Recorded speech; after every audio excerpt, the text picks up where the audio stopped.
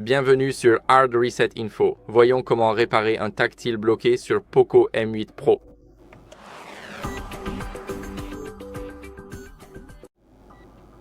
Alors tout d'abord, ce que vous devez faire, c'est retirer le protège-écran ou la coque et laissez-moi vous expliquer pourquoi. En gros, peu importe le type de protège-écran que vous avez, s'il recouvre ne serait-ce qu'une toute petite partie de l'écran.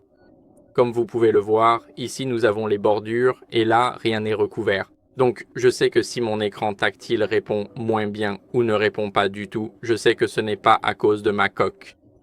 Mais s'il recouvre même une toute petite partie de l'écran, cela peut rendre votre écran moins réactif.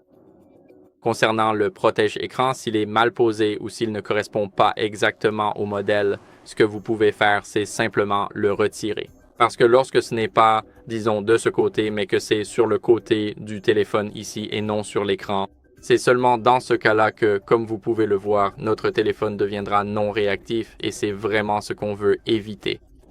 Et si c'est comme ça que ça fonctionne, alors assurez-vous de le retirer maintenant pour l'écran. Ce que nous voulons faire, c'est bien le nettoyer. J'ai donc une chiffonnette en microfibre avec moi en ce moment.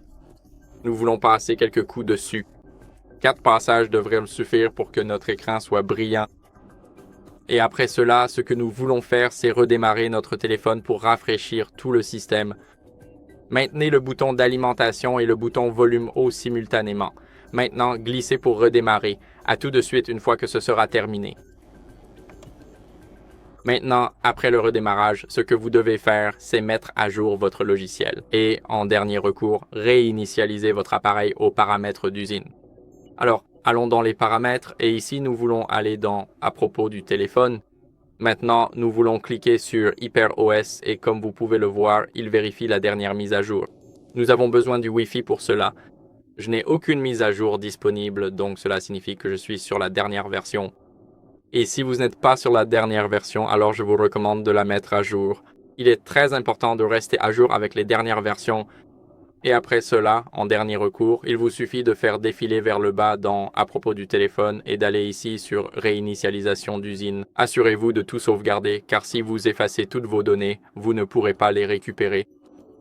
Donc, assurez-vous qu'il vous le demandera. Si vous souhaitez sauvegarder des éléments, cliquez d'abord sur « Sauvegarde » et ici, vous pouvez effectuer une sauvegarde locale. Vous pouvez sauvegarder via le cloud, via le Xiaomi Cloud ou utiliser une sauvegarde Google. Donc, une fois que vous cliquez ici, vous pouvez sauvegarder ici. Voilà.